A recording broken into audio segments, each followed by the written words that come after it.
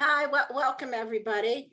Thanks for joining us today. I am Mary Rasenberger. I'm CEO of the Authors Guild, and with me is Umair Kazi, who is our Director of Advocacy and Policy. And we are really happy to have this opportunity to talk to you about the PRO Act and what it would do, what it wouldn't do, why we're supporting it. I know there's been a lot of confusion around the PRO Act and concern, and we'd like to try to address that here today and answer any questions. So we're going to run through some slides and just sort of basic points about what the PRO Act doesn't do, and how the ABC test is used in the PRO Act, and Umair is going to talk a little bit about how the ABC test appears in other laws, mainly state laws. And then we hope to leave a lot of time for questions, for Q&A and discussion, because we do want to hear from people. We want to hear your concerns. There are some valid concerns with the PRO Act, and there are a lot that are just based on misinformation. So we want to clear that up and then have some discussion about, what the pros and cons are. And we're generally about the Authors Guild initiative to try to get collective bargaining for writers, authors and freelance writers, which is a broader initiative that preceded the PRO Act. So first thing, I want to do Umair, are my slides progressing? Did that work? That did work, Mary. Yep. Okay, good. Okay, so the first thing to know about the PRO Act is that it amends the National Labor Relations Act, the NLRA, we'll call it for short. And that's all it does. It does not create a national worker classification law. That's something that I think we had a bunch of questions about that. It does not. If you're a 1099 freelance worker, it will not make you an employee. Okay, the PRO Act has absolutely nothing to do with what are called worker classification laws. Those are laws that say that for purposes of things like taxes, unemployment, laws relating to labor like minimum wage, whether you're an employee or a freelancer for purposes of those laws. Okay, and we'll get into what that means a little bit more later on. But for now, just know that's not what the PRO Act does. It amends the National Labor Relations Act. And the NLRA it is a federal labor law that enables employees to collectively bargain. That is why we have unions in this country, and we're all forms of collective bargaining. And another thing we're going to talk about is the fact that collective bargaining does not just mean forming unions. It means a lot more than that. The NLRA states that it was enacted to protect rights of employees and employers, encourage collective bargaining, and then curtail certain unfair labor and management practices. The PRO Act amends the NLRA to do a number of things, which we'll talk about mainly today, the fact that it includes certain freelancers within its ambit of those who can collectively bargain. There are some other provisions that if we have time, we can discuss at the end. The PRO Act, it was initially introduced in the last Congress and passed the House in the last Congress. It was introduced again very quickly in this legislative session that began in January, end of January. It passed the House of Representatives on March 9th and immediately was also introduced in the Senate. Now has 45 co-sponsors, and Senator Schumer has been on record saying that if it gets 50 co-sponsors, he will take it to the floor. And we'll talk later also about its chances of passage. in the Senate, which I'll just, to give you a little, the highlight, they're right now, they're not, honestly, they're not great.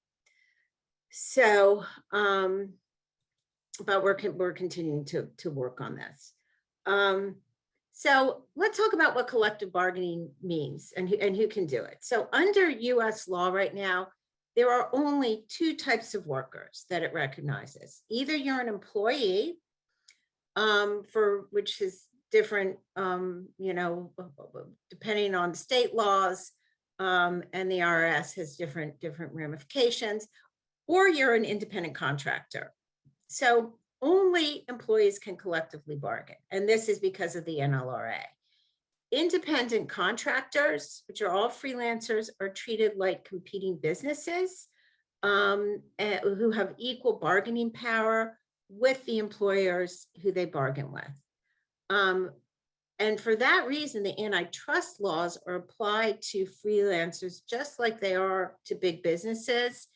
And so if freelancers get together and talk about rates, try to collectively set rates, if they try to collectively bargain, and by that I don't mean unionize, I mean if they just, a bunch of writers get together and try to bargain together about rates or about any kind of payment, that is an antitrust violation. So, but freelancers generally, a lot of freelancers, that is freelance writers in particular, and authors are really more in the position of employees when it comes to their ability to negotiate with publishers. And I know there are some of you who probably don't feel that way, and you feel like you're able to get, whatever you need in your contracts. But by and large, the majority of writers and authors today are not getting paid sufficiently. The rates are way down, as all of you know. They certainly haven't increased in the last 20 years. Our surveys have shown that authors' incomes are down precipitously in the last 15 years. And that includes freelance income. Most book authors also do freelance writing. So in our experience, we have found in going to publishers about certain clauses that we think are really unfair.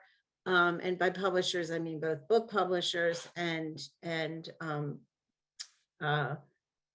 newspaper, magazine publishers.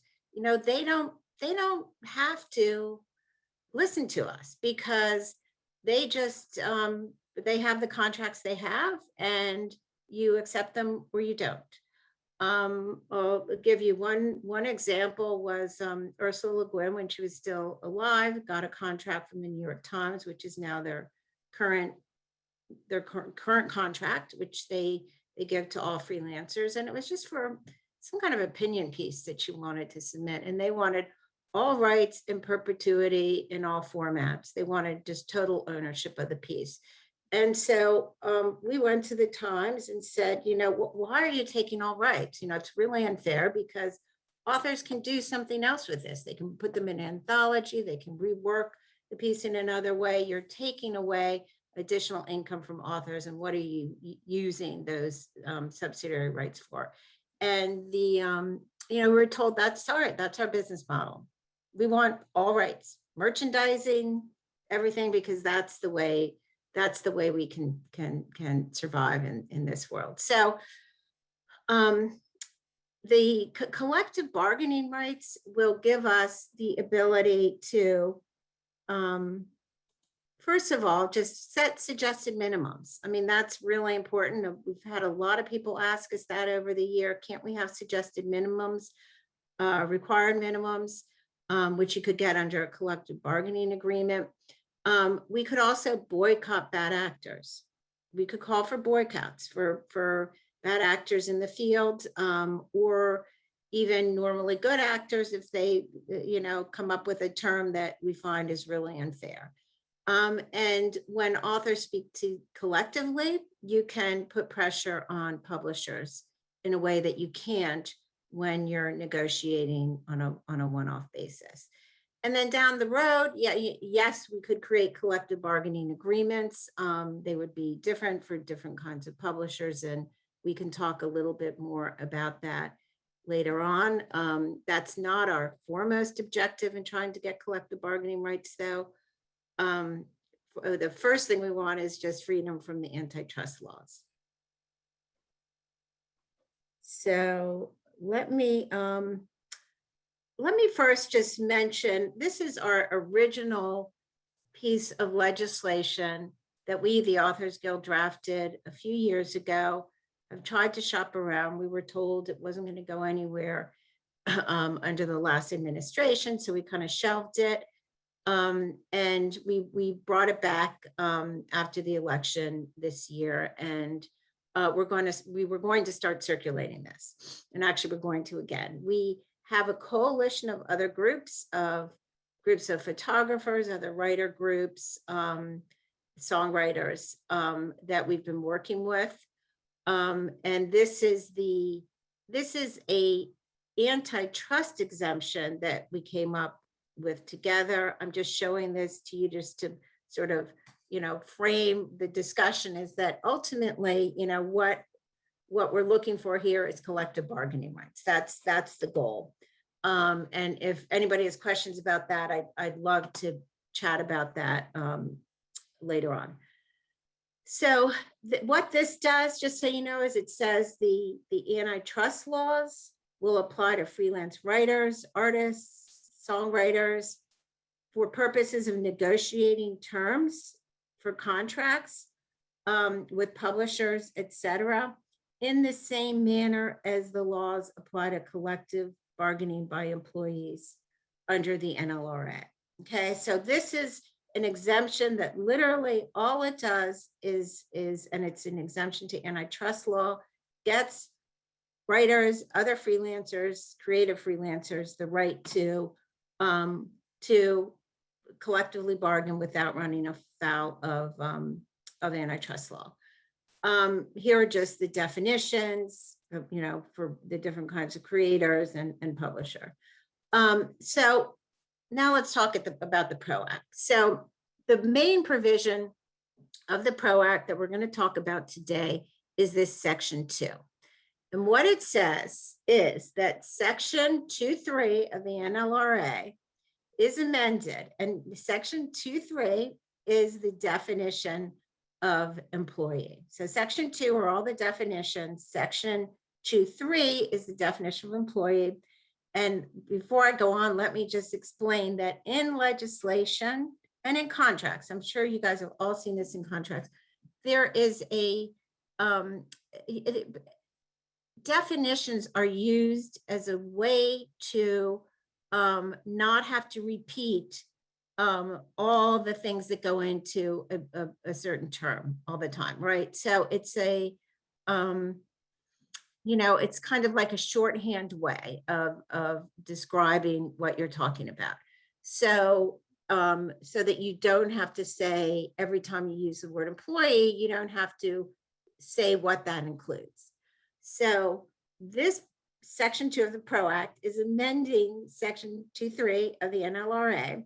And it says that how it's amending it is adding to the end of that definition the following: an individual performing any service shall be considered an employee and not an independent contractor unless they meet these three things. This is the ABC test right here, just straight ABC test in the PRO Act. We'll come back to this in a second. So this is the NLRA. I wanted you to see the provisions in the NLRA so you would see how the PRO Act affects them. Currently, the definition is the term employee shall include any employee. Okay, so it's a little tautological, but shall not include any individual employed, blah, blah, blah, agricultural labor. I don't know why they're exempted from collective bargaining. Domestic, if you're in the domestic service of a family, or if you're employed by a parent or spouse. So no collective bargaining against your parents. it's always interesting to see what exceptions get put into legislation. Okay, so this is the section that's being amended by adding the ABC test to the end of it. So what it's doing is saying, in addition to just an employee without and excluding these individuals, we're going to add independent contractors who do not meet the ABC test.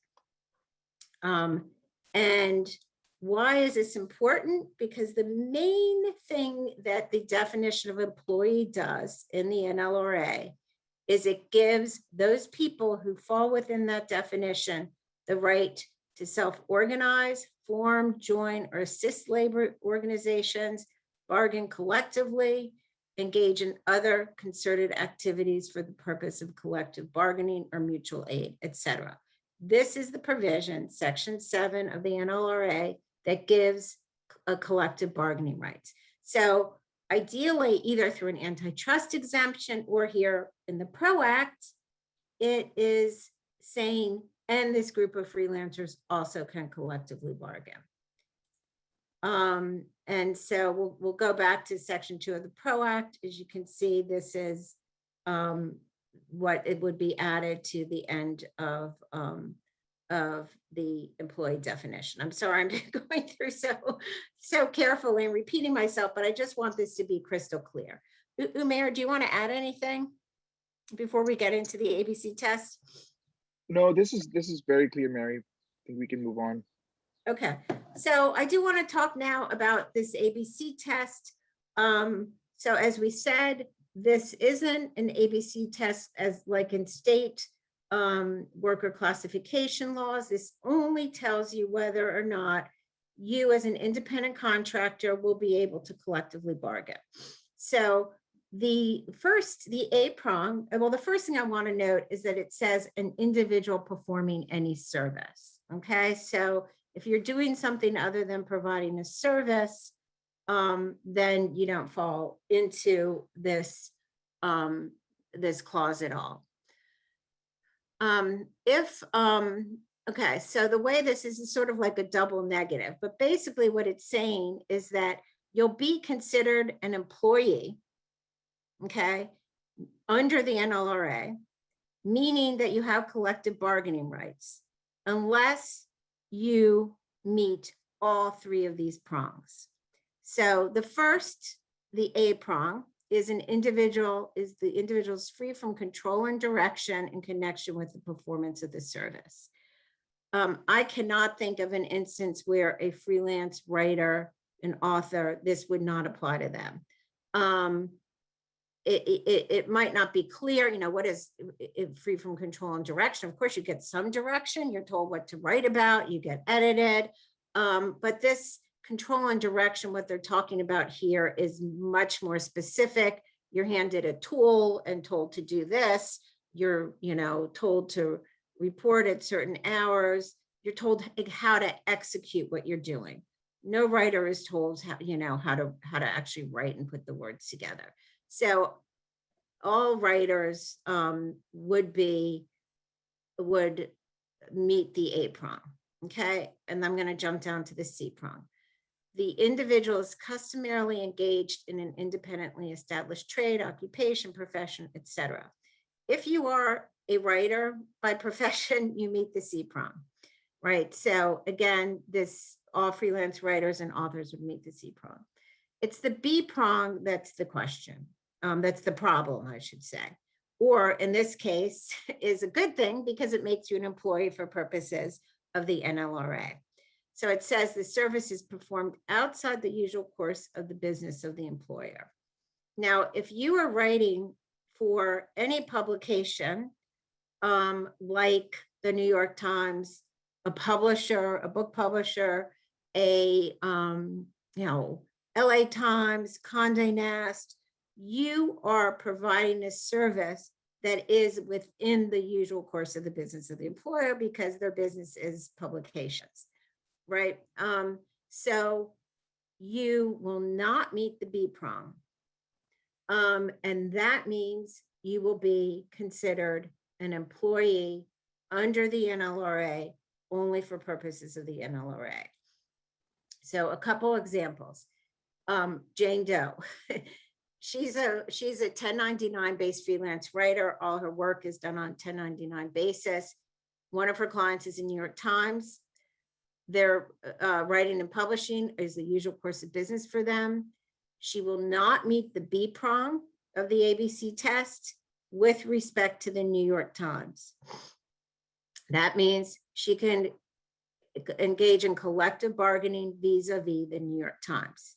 One of her other clients is Amtrak's magazine. Writing and publishing are not the usual course of business of Amtrak. Transporting people on trains is. So Jane does satisfy the B prong with respect to Amtrak, and assuming she also meets the A and the C prongs, which we just went through, she will not have collective bargaining rights vis-a-vis Amtrak. Okay, I want to make sure that's clear, Umair. I wish we had live Q&A. Umair, do you have anything to add to that? We have we are getting some questions, but I think we'll get to them at the end. No, this is pretty clear. Yeah, it's as Mary said, it's a double negative, so sometimes you kind of have to like loop around your head to figure out the outcome. Yeah. So okay, so we're going to talk a little bit about the ABC test now, because that's, I think, what's what is causing all the problems in the PRO Act. And there are good reasons to be concerned about the ABC test in the PRO Act, not for what it does in the PRO Act, though. And that's what I want to make really, really clear. The concerns are around the adoption of the ABC test by itself in other legislation, and the fear is that it will creep into other legislation. And a lot of this goes back to what happened in California with California's AB5. And we want to walk you through that so you understand really clearly what the role of the ABC test there was and what the problems were in that statute and what happened. Because actually the problems weren't necessarily with the ABC test, they were actually with the professional services exemption, and we will explain all that. So the impetus for these ABC tests, I just want to make sure everybody's on the same page here. I think it's a good one, right? The idea is that there are all these gig workers out there now who should be treated as employees, and they're being treated as independent contractors. For instance, Lyft drivers, Uber drivers, this is where a lot of this came from. A lot of the gig workers, app-based workers, right? It even includes, which I didn't know until we got involved in this work, nail salon workers are generally treated as independent contractors and not employees.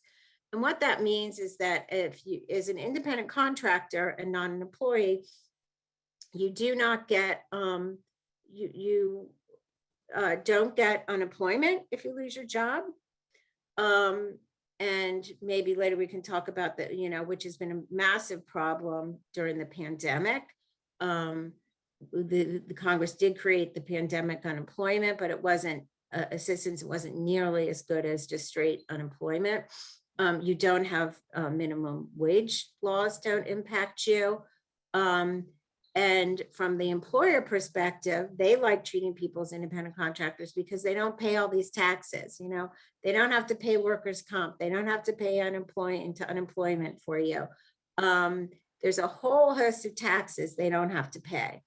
I think there are four different taxes we pay in New York for employees. And those can add up. Also, as an employee, companies have different policies about what employees are entitled to benefits, but by and large, full-time employees are eligible for benefits such as health insurance, and also have paid vacation and paid sick time. So there are a lot of people out there. I think recently I heard that something like 50% of the workforce now is treated as independent contractors and non-employees. So there is a feeling among certain legislators, and I would say this is particularly Democrats, where they want to fix this problem and make sure more workers are being protected as employees when they should be. Okay, so why bring in these new laws? It's because the old law, so the ABC test, I will say, and Umair is going to talk about this, has been around for a really long time and is already in a lot of state laws. But there is a common law, which many states have used. California used before the AB5, and New York uses, which is it's a balancing test. And it has a lot of factors. We'll look at that, but it's not, there's no bright line clarity to it. And it's really easy for employers to abuse. So, okay, so that's the impetus for AB5. The problem was that if you use the ABC test by itself, it's way too broad and it sweeps in way too many independent workers. So when California started, working on this bill, many people, including journalists, came forward to say, whoa, wait a minute, that makes us employees, and we don't want to be employees for a number of reasons. So in the California law and in other laws, there are other exclusions. It's not just the ABC test. There are generally two other exclusions, and these both were added to California AB5. One is an exclusion for professional services, and those include journalism and freelance writing, and the other is a business-to-business exception, and we'll look at those in a minute. So the problem with AB5, and I say AB5 was the original law, and then it was amended because of the outcry, mostly from journalists and photographers.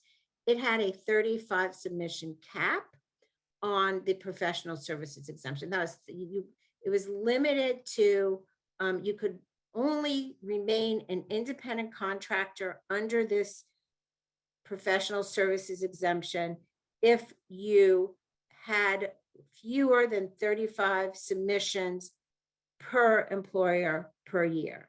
So if you were hired by a website to do a weekly update on whatever, you fell out of this exception and then had to go under the ABC test, which you probably did not meet because of the B prom.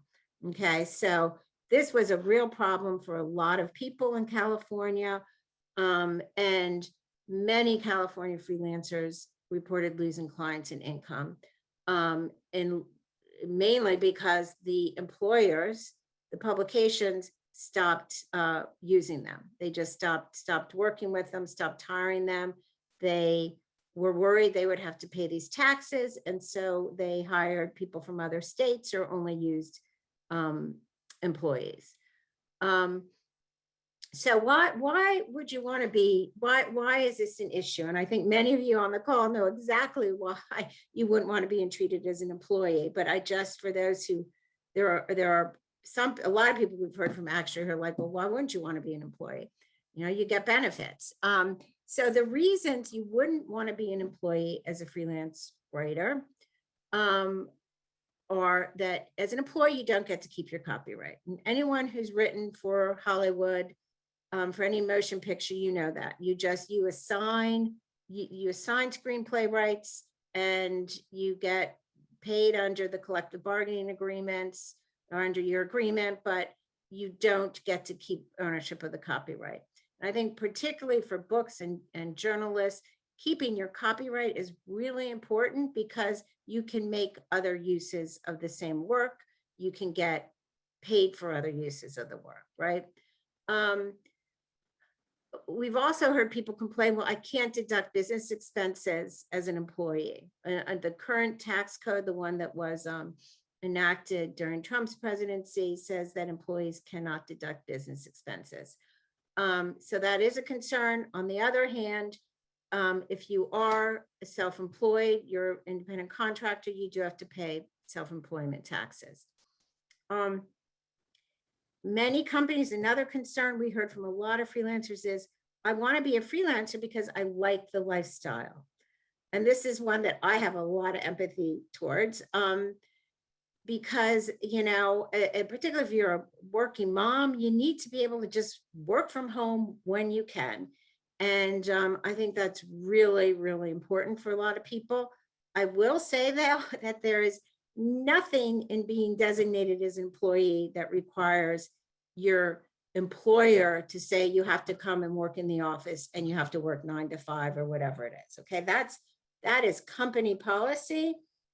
We at the Authors Guild allow employees to work, you know, give them flexibility about when they work. And obviously during the pandemic, everybody's working wherever they can, right? So I think after even post-pandemic, we're going to start seeing companies give people a lot more flexibility. Really, the employee designation, if you can just kind of burn this in your brain, it really is about who pays what taxes. That ultimately is, and that's why states care, because they want those taxes. And it's also about whether you can get unemployment and minimum wage and those things. But what happens is that these tests are complex. They put the burden on the employer. And so companies end up being afraid to hire freelancers because they don't want to pay the taxes. In many cases, they just, you know, we know this in journalism, they just can't afford to pay the taxes. So let's just look at the AB5 and then the legislation that amended it, that is now the law in California, is AB 2257. So this is the ABC test, and it says for purposes of this code, it's the labor code, also unemployment insurance, and the Industrial Welfare Commission. You know, it's basically they're saying that this worker classification law is going to apply very broadly to employee laws that affect employees in California. And we'll see that the ABC laws are not used that way necessarily in other states. So here we have the ABC test. You know, as we said, the B prong is going to impact anybody working for a publication where that's the usual course of business, right? So it's going to, without anything else, the ABC test will make most freelance writers, it's not really freelance writers, it's your work. It's not the freelance writer that gets categorized in this, it's your work for a company that is where the usual course is journalism, of business is journalism, right? So that's your work for Amtrak won't be, you will remain an independent contractor under the ABC test. You work for the New York Times, you become an employee. That's only if you're using the ABC test. But California had, even in the initial law, AB5, which says that the ABC test, that's subdivision A, doesn't apply to a contract for professional services, but instead shall be governed by the Borello Test, which is that common law test, okay, with multi-factors, which we'll show you in a minute. It's governed by that multi-factor test, the original common law test, but first you have to satisfy these 6 factors, okay? And these factors are, actually, they're all factors that come from the Borello test. So I don't know why you need this repetition, but you have to have your own business location. It can be your home. You can sometimes work at the hiring entity, but you have to actually have a separate place of business. It also said you had to have a business license and required permits. That was a problem. You have to have the ability to set or negotiate your rates, ability to set your own hours.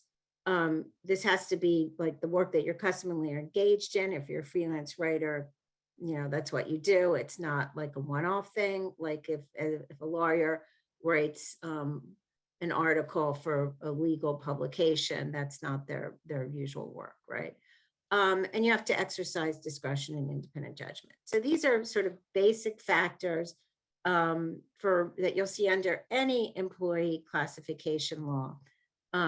these are things you have to prove or have to be shown to be an independent contractor. Now, the law also defined what a professional service means, who is providing a professional service. So it had a whole list of different types of industry jobs, but this is the one applicable to writers, services provided by a freelance writer, editor, blah, blah, blah, who does not provide content submissions more than 35 times per year to that employer. Okay, so that was an issue. Then we see after, unfortunately, a lot of people lost work. There was a lot of damage done because that law, in my view, was pushed through too quickly without sufficient consideration and without listening to the impacted workers, including freelance writers, sufficiently. So, so this then came along afterwards. It said it's basically the same test saying professional services are exempted, meaning you can be an independent contractor if you meet these the same 6 criteria, except if you look at number 2, it says about the business license that if you're in a jurisdiction that requires the individual to have a business license, you've obtained that license.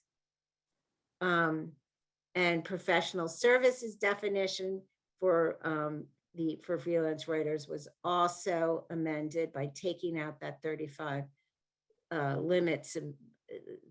submission limit.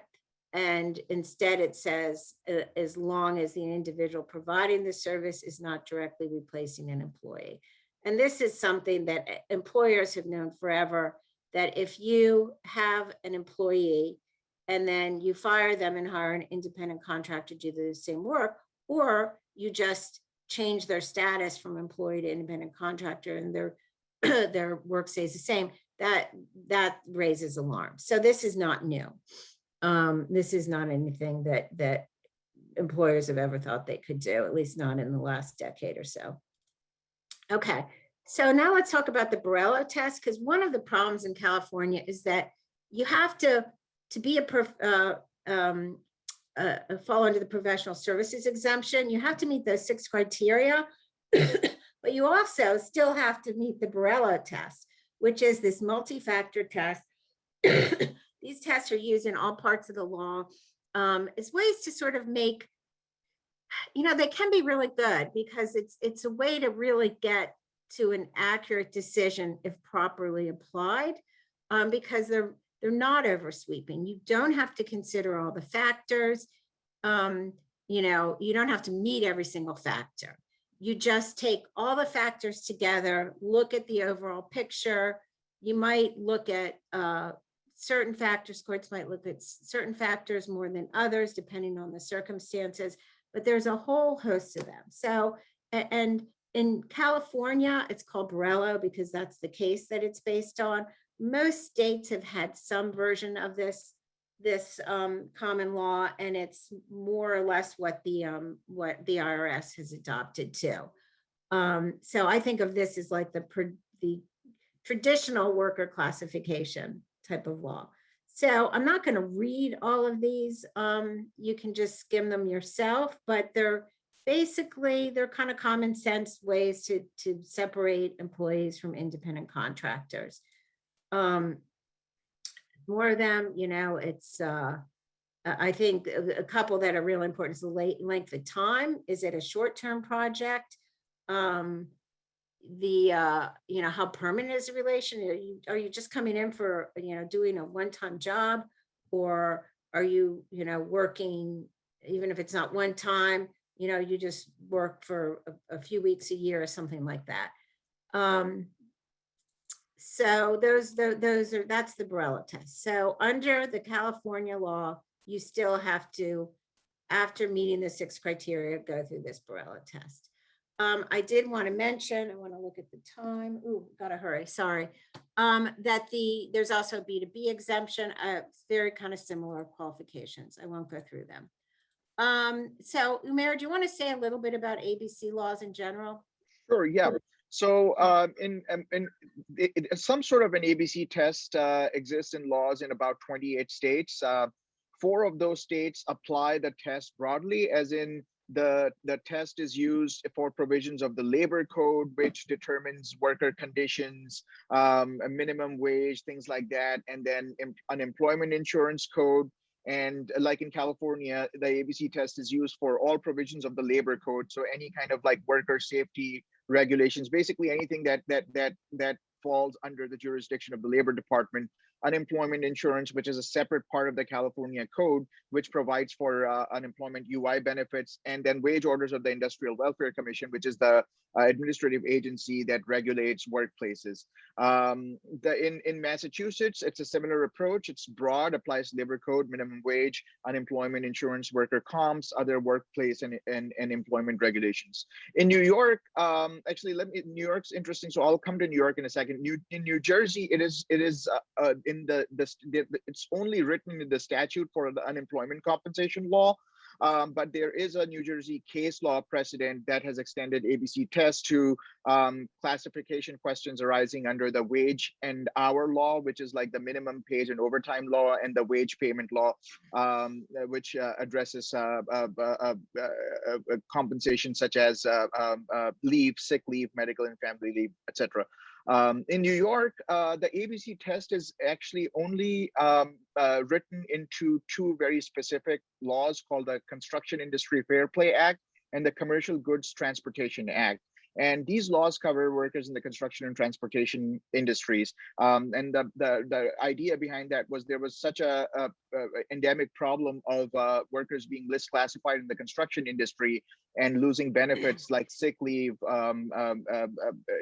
unemployment, etc., that the legislature decided that they wanted to address make a policy change. And so they passed these laws. And now if you are a worker in this industry and you fall under the Fair Play Act, you get and you meet the ABC test, you get those employee benefits under the labor law and employment law.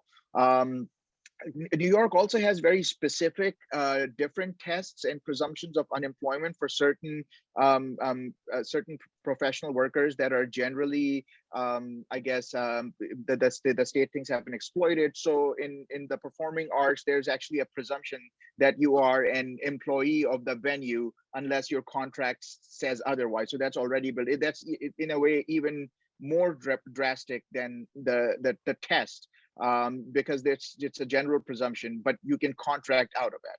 So I guess this is just to illustrate that an ABC test can be used, and often is in the majority of cases is used alongside the common law test and other tests that states have created, or other presumptions that states have created to narrowly target a certain inequity in the workplace.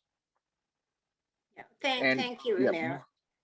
So I think the takeaway here is really right that ABC laws can be used for many different purposes. And so, and in this case, we're talking about its used in the PRO Act. Just to mention real quickly, there is a draft New York bill that would broaden the ABC test, and it would be sort of like California. We got involved because obviously we want to prevent it from being overbroad and applying to freelance writers, unless of course they're like hired to work in the newsroom, 40 hours a week. Because I have seen job postings for that, for basically employees, but they're calling them independent contractors. But for those of you who consider yourself freelance, you're freelancers, you work for multiple clients. We are making sure that there is a professional services exemption that will cover you.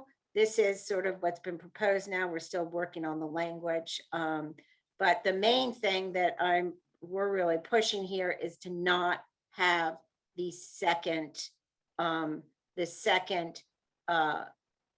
set of criteria, like the Borello test, the common law test, a balancing test applied on top of the 6 or whatever factors for determining whether you're providing a professional service, because that's where employers get nervous, because it's not black and white. There's no surety, right? So we want to make these tests easy for employers to understand as well as employees, so that they can't use it as an excuse to say, oh my God, we can't figure this out. We can't hire you because we're worried we'll be subject to these taxes and fines, you know, or to say like McGraw-Hill recently did, oh, we have to charge you back because it's so hard to figure this out. I mean, it just, which is, excuse me, total bullshit. It's not that hard to figure out. And I should say employers have been doing this forever. You know, we do it at the Authors Guild. It's not that hard. So there are some additional provisions to the PRO Act. The main one that I think people have raised is that it does a lot of things to extend collective bargaining or you know, provide greater protections to employees. It does have a provision that says that if there's a collective bargaining agreement, employees can be represented, can be required to join. And that is something that you will see in a lot of collective bargaining agreements. It's not something I would recommend for freelance writers. You see it more where they're employees of a company, actual employees working full-time for a company, and in the agreement with the employer, between the employer and the collective bargaining organization, it says you employer will only hire people if they agree to become, you know, if they become members of the collective bargaining unit, and you employer will pay those fees. Again, I wouldn't see that for a host of reasons really working here. So I just really quickly want to say that the PRO Act, we are supporting it, but we are supporting it with proposed amendments. Okay, that's the main takeaway here, is that we do want some things clarified. We have several proposals that we have brought to legislators' attention already. One is really easy. We had let me go through them and then I'll explain what each of them is. Okay, so this is the ABC test here, the PRO Act's ABC test. This is the provision that we want to revise. So our first proposal is, it says we will add this to the ABC test that's in the PRO Act, saying that notwithstanding anything else in this definition, an individual performing a creative professional service will be an employee for purposes and solely for purposes of the NLRA. And this designation will not affect copyright, authorship, or ownership, or employee designation under any state law, just to make it really, really super clear. Now, some of that, you know, legislators will say, well, that's already clear. You know, all we're doing is amending the NLRA, so why do we need to talk about any other statute? So that kind of language might end up in legislative history because, you know, in legislators, their legislative staff don't like to repeat just things that are automatically true. And I just wanted to add that, and legislative history is not inconsequential, because courts, when they interpret a statute, will look to the legislative history to derive meaning from that statute. So it's not just, you know, it's not a history book.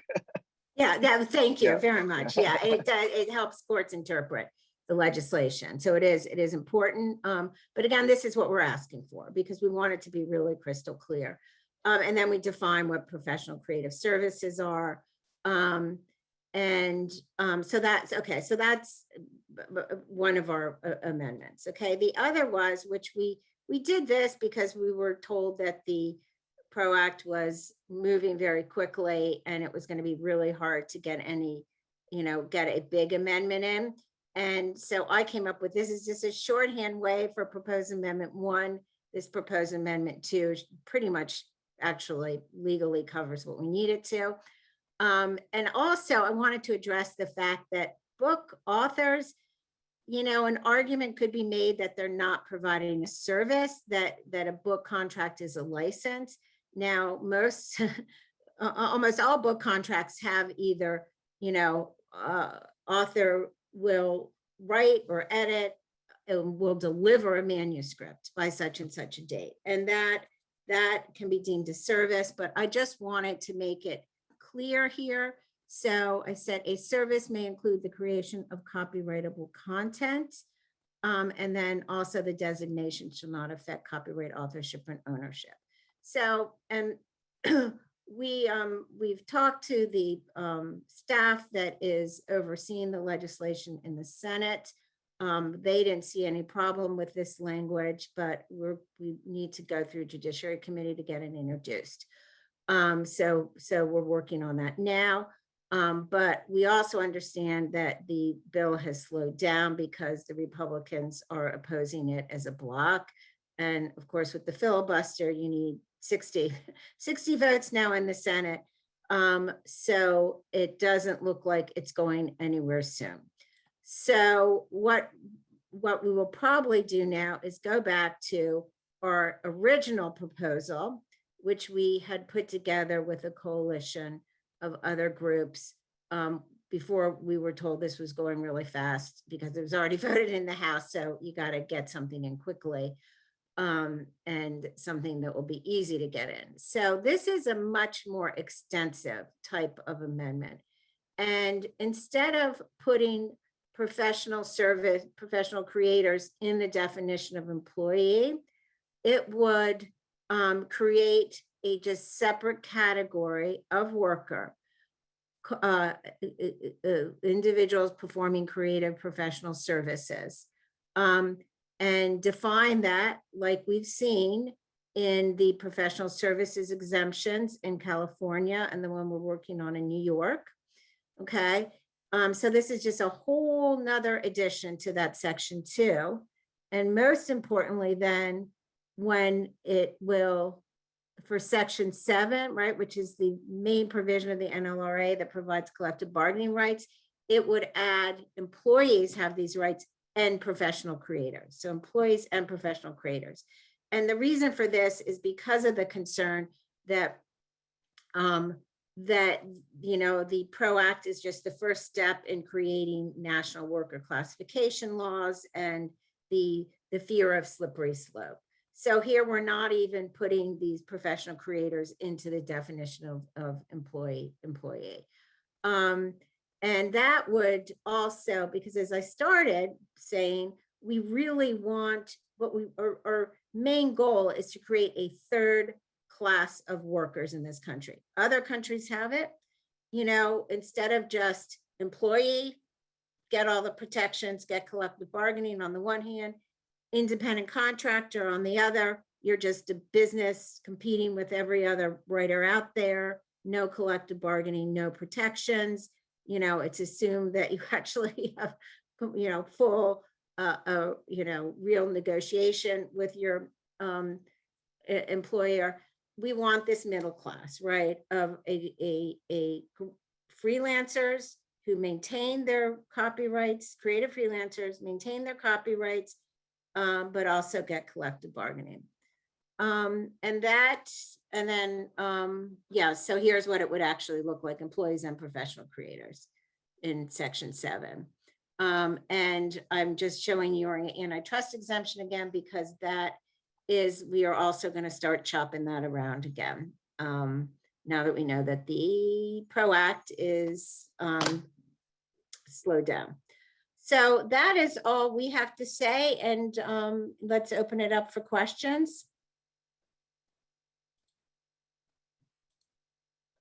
Umair, do you want to? Yeah, we have a lot of questions.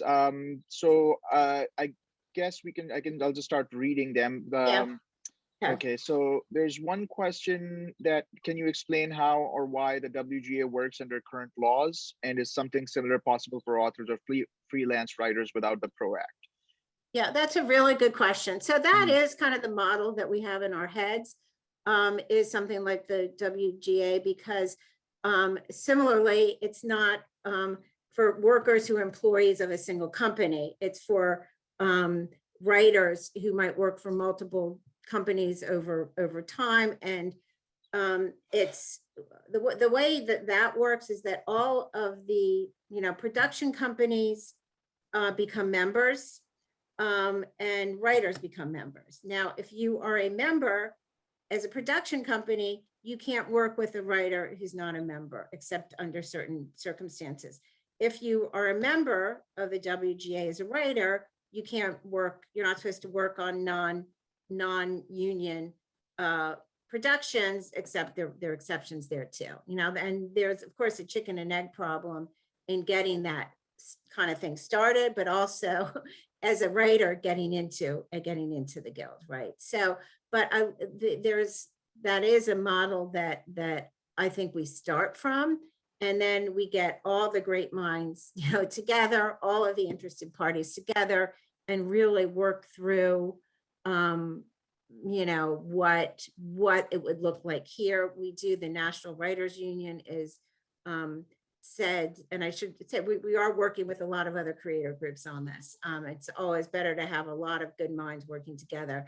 The NWU is trying to collect how this collective bargaining works for freelancers in other countries, because that will serve as a model too. We won't be doing this from scratch. Okay. Another question: how does the Guild envision the role of an agent in a situation where this legislation would apply? I don't think it changes the role of agents at all. So what collective, and again, the collective bargaining agreements is like the second step. The first is just getting an exemption from antitrust. But when you do have a collective bargaining agreement, it just sets minimums. That's what we have in mind. So you, of course, want to negotiate above the minimum. Mm-hmm.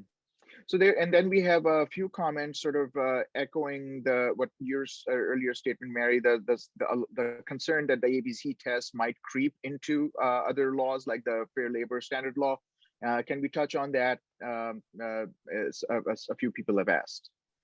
Yeah, and that I think is I think that's a valid concern. Of course, my reaction is somebody who's on the Hill lobbying all the time is, well, you fight those, and we've said that we'll fight tooth and nail any federal legislation that tries to make freelance use the ABC test alone without these other exceptions like professional services, national law. Of course, we'd fight that tooth and nail. It would result in absurdities if the ABC test by itself became national law. Mm-hmm. And that's another reason for just getting that third option. That's basically the reason for getting the third option into the law rather than our first option, or First Amendment. Okay, there's a question about the appetite for the DOJ to enforce antitrust restrictions against organization of independent contract creators such as authors. Have there been recent attempts? Sorry, my screen just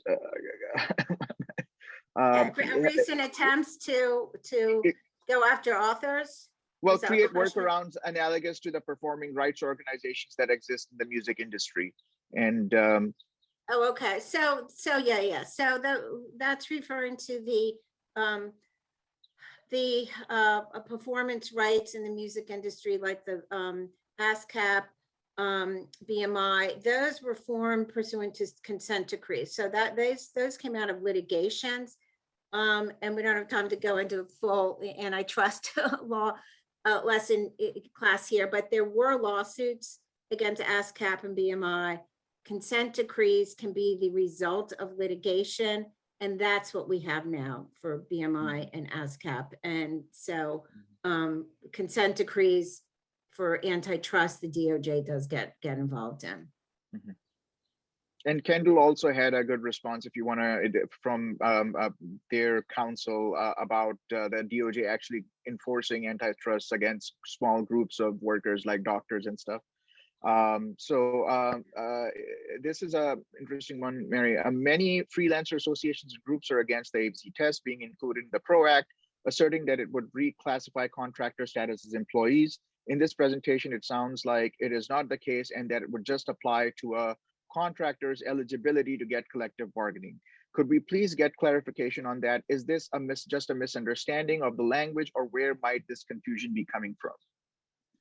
I think the confusion, what you just said, whoever asked that question, is absolutely correct. And that's the main thing that we're trying to clarify, because I think you can have really valid discussions about pros and cons of the PRO Act, but let's make sure we're all starting from the truth of what the PRO Act does. So there has been a lot of confusion out on, particularly on social media. There's been even that's been picked up by certain publications. So there's two reasons for it. One, I think, is the PTSD that we all have about what happened in California and the lack of clear understanding of what happened there and the role of the ABC test. And that's exactly why we wanted to do this webinar today, just so everyone's on the same page about what this does and doesn't do, right? What was the second part of the question?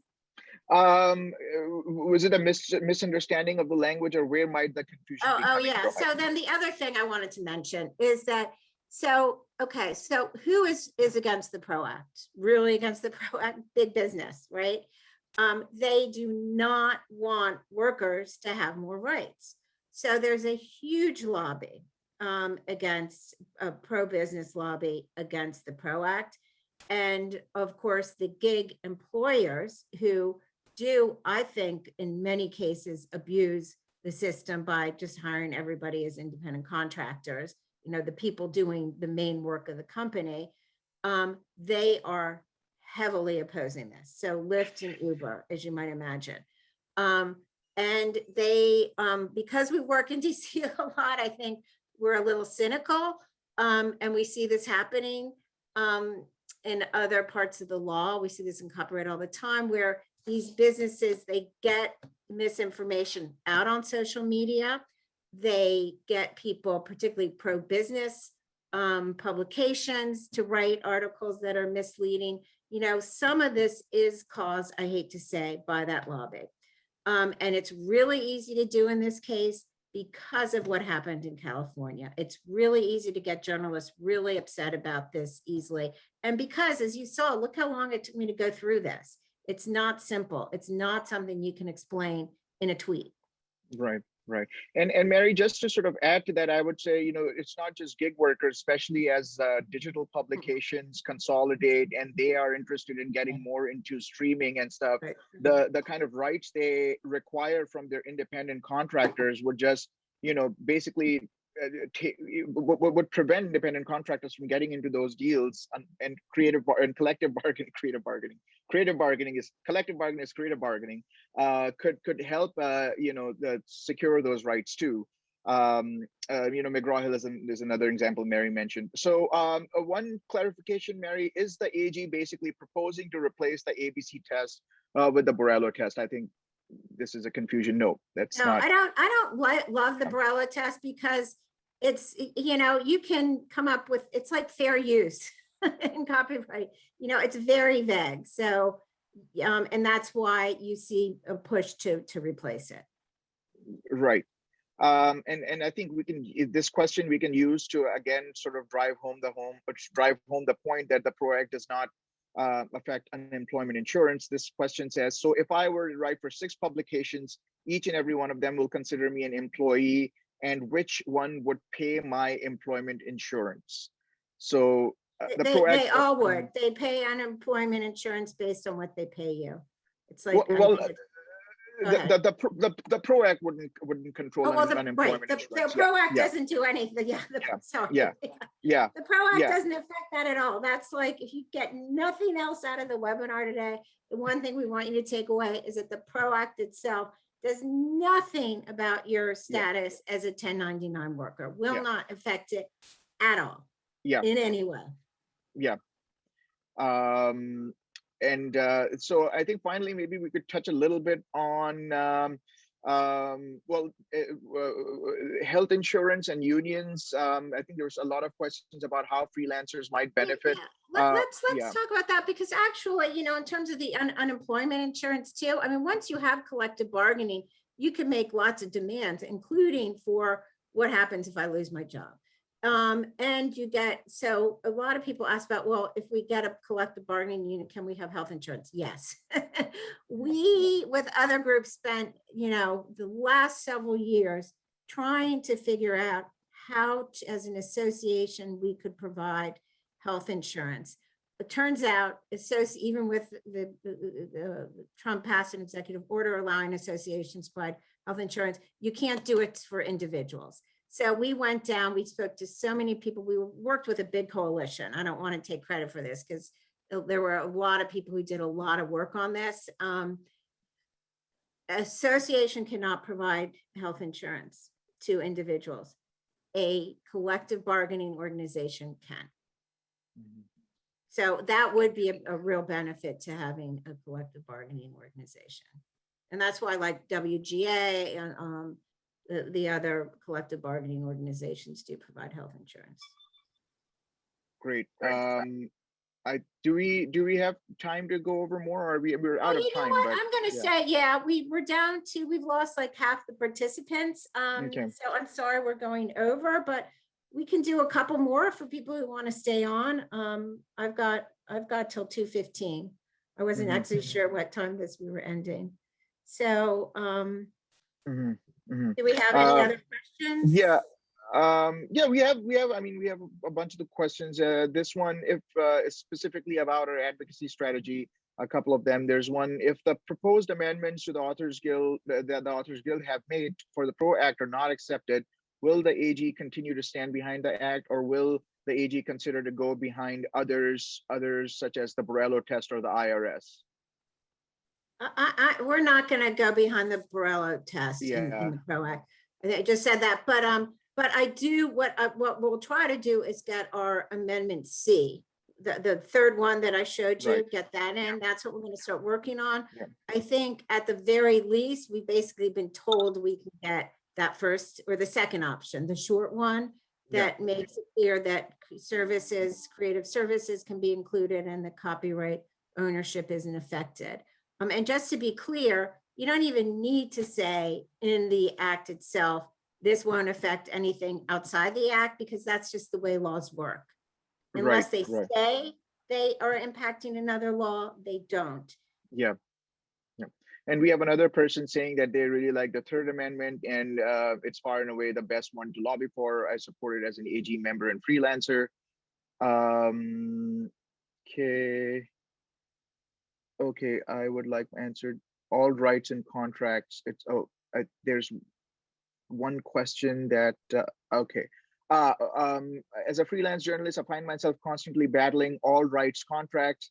Some major freelance writing website owners unfortunately encourage capitulating to all rights contracts by saying essentially that's the way it is, and what are we going to do with the piece anyway?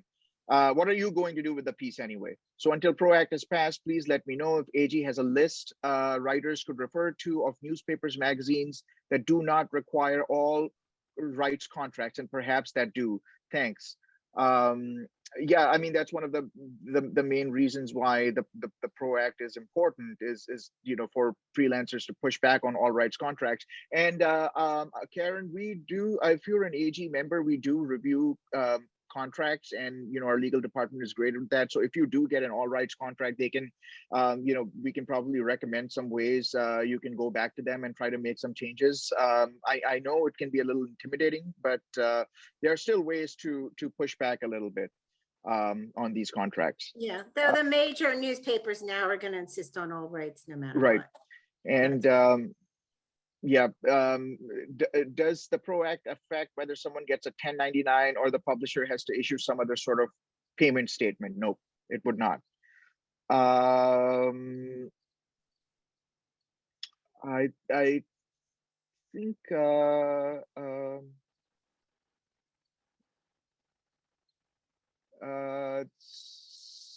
so I mean, and I think I think a lot of this we have covered through different questions. Yeah, like I see tax consequences, no tax consequences again. Yeah. PRO Act, literally all the PRO Act does is bring a group of independent contractors that don't meet all three prongs of the ABC test, brings them into collective bargaining. Right. all it does, at least with respect to Yeah.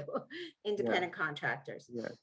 Yeah. I just want to register people's disagreement about flexibility in work schedules. They're saying that it's not going to be as easy in under traditional employment.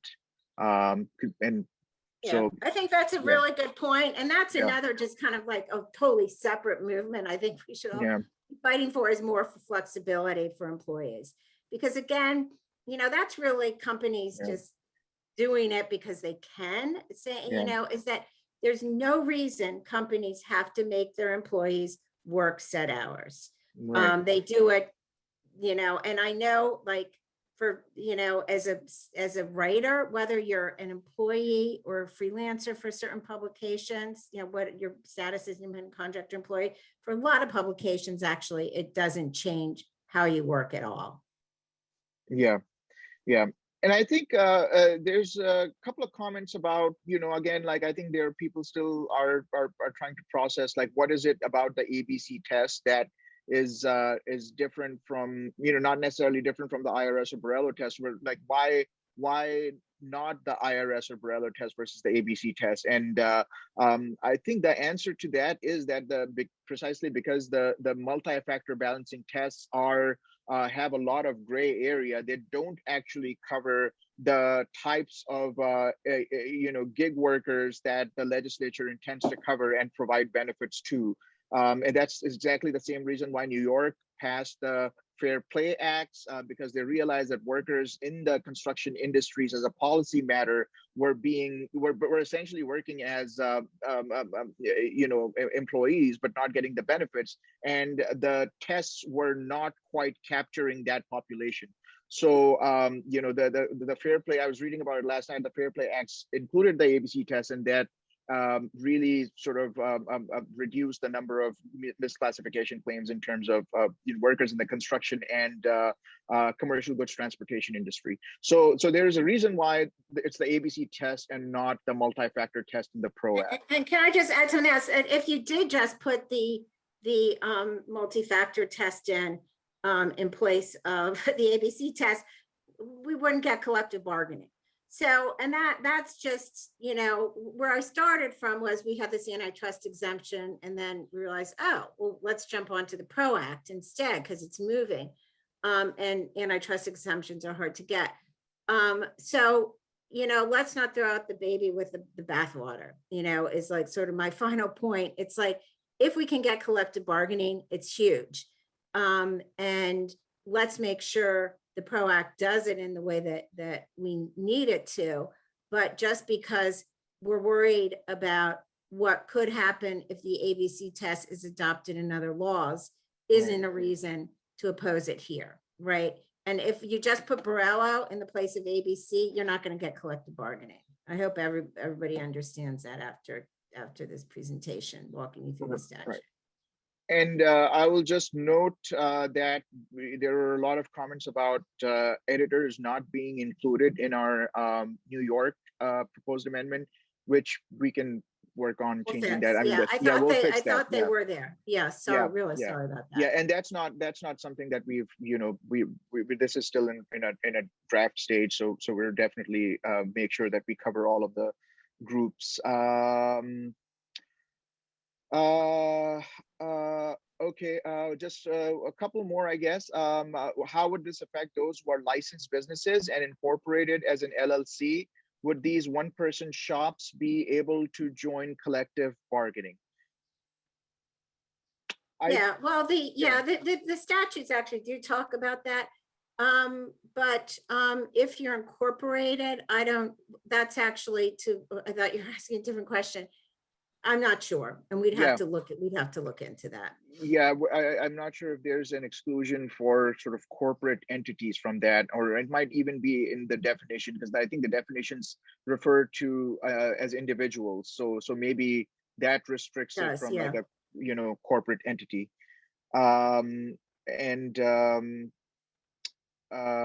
So I think that's it, Mary. I think we're about out of time. Okay, well, I just want to say thank you, everybody. Thanks to the 100 of you who stayed on until 2:15, and feel free to email us any questions at staff@authorsguild.org, and we will post the PowerPoint somewhere. Thanks, Okay, everybody. yep, and And we please, want yes, to continue the discussion. So yeah, we do, I just want to end by saying we want to hear from people. We absolutely want to hear from people, yeah. and your concerns. So staff at and suggestions. authorsguild.org. You can send us an email and we'll definitely, and then yes, editors and translators. Good point on that. We'll make sure to cover all of those professions as we work through the amendments. Thank you. Okay,